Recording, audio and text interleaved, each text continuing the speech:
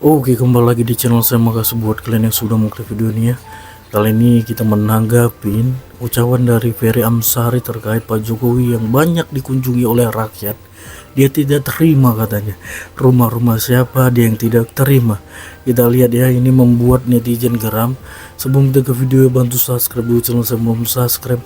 Tidak tunggu lama, kita ke video langsung. Let's go. Lalu hati-hati di atas lapisan es. Dia akan dianggap presiden yang lambat. Oh, Jadi memang presiden harus mampu menari yang baik di atas lapisan tipis es ini. Nah ini, kata-katanya ya. Mampukah Pak Presiden Pak Prabowo menari? Kalau kita lihat dari 100 hari ini dipertanyakan kemampuan itu.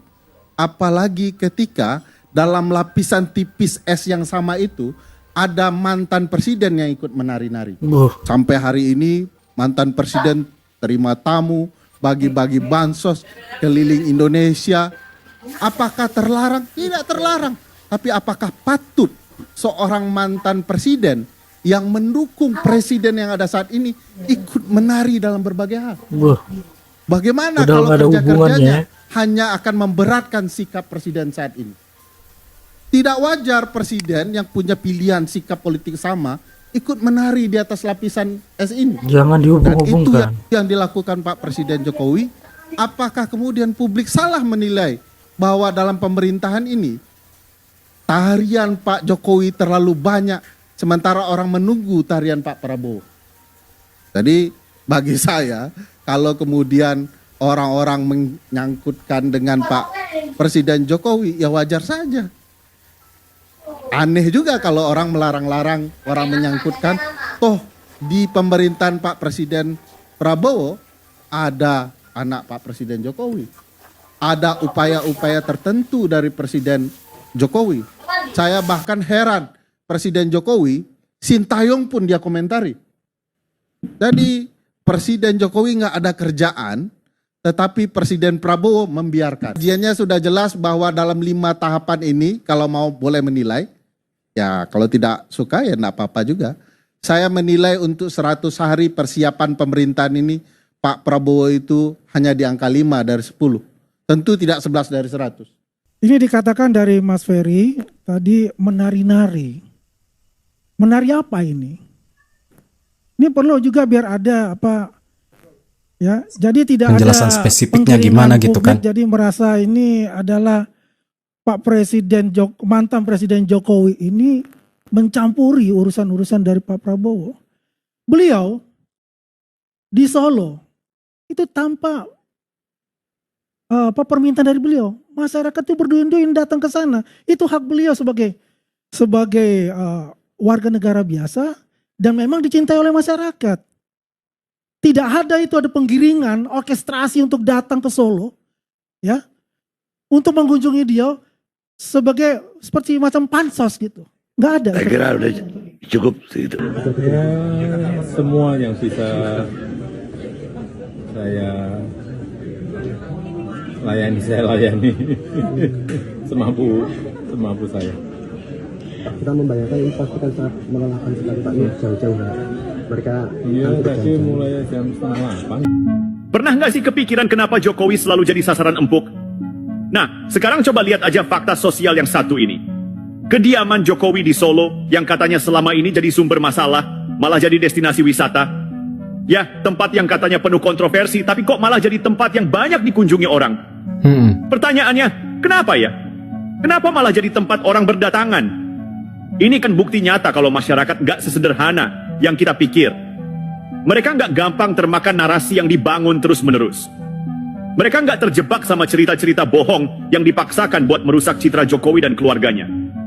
Malah, kediaman Jokowi sekarang jadi simbol inspirasi buat banyak orang. Kalau nggak percaya, coba aja cek di media sosial. Ada berapa banyak yang upload foto di depan rumah Jokowi.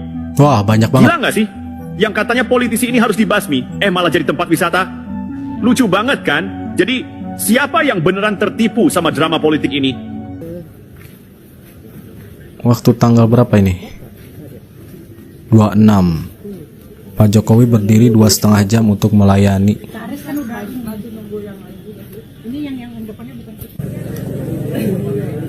Ramai terus ya teman-teman.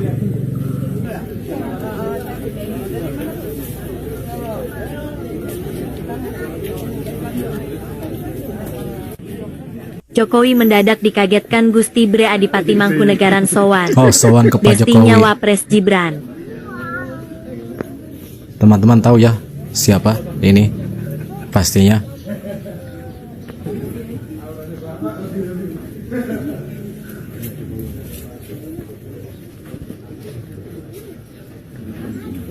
Pada sowan ke rumah Pak Jokowi.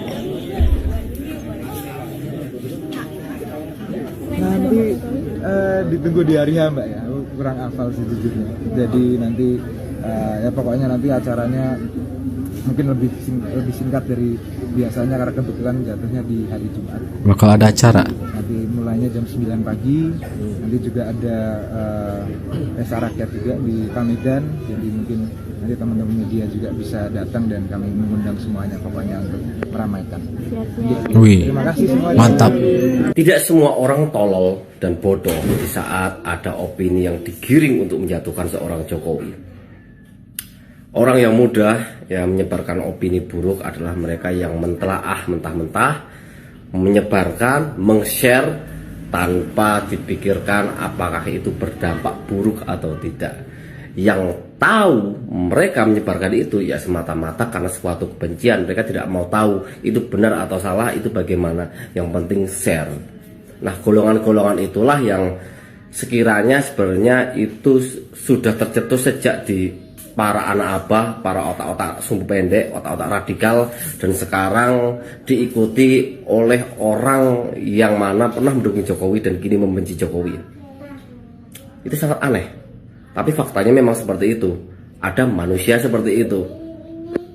Silakan sebarkan apa yang kalian mau sebarkan, tapi tidak ada efek apa-apa untuk Bapak Jokowi. Peristiwa sosial itu terkait dengan bagaimana orang berjubel, mengular, bahkan menggurita untuk mendatangi kediaman Jokowi.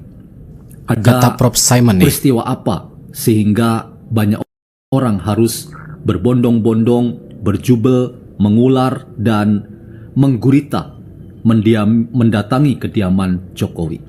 Tentu saja teman-teman Mengular hal ini sampai tidak antri bisa berarti. lepas dari citra atau sekali lagi saya katakan kekuatan pencitraan Jokowi. Tetapi harap dicatat bahwa kekuatan pencitraan Jokowi itu tidak rekaan atau tidak settingan. Tetapi kekuatan pencitraan Jokowi itu datang dari sesuatu yang asli apa adanya, tidak dibuat-buat. Jokowi adalah Jokowi dan begitulah kekuatan pencitraan Jokowi. Justru keasliannya itu yang membuat banyak orang menunjukkan simpati dan menunjukkan apresiasi untuk mendekat, merapat, mendatangi kediaman Jokowi. Hanya sekadar ingin melihat, bersuah foto, dan untung-untung Ibu Iriana dan Pak Jokowi bisa menyapa setiap orang yang datang dan mau diajak untuk berfoto bersama.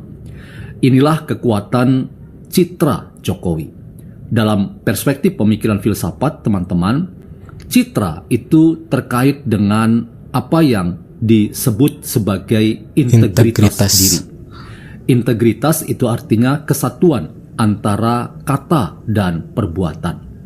Dalam pemikiran filsafat bahasa, teman-teman, ada pergeseran yang sangat signifikan ketika kita bicara tentang apa kekuatan bahasa itu.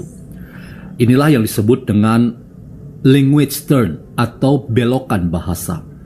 Ketika seseorang berbahasa, maka pertanyaannya adalah apakah kata yang dikeluarkan atau dikatakan itu cocok dan sama dan sejalan dengan tindakan yang dilakukan.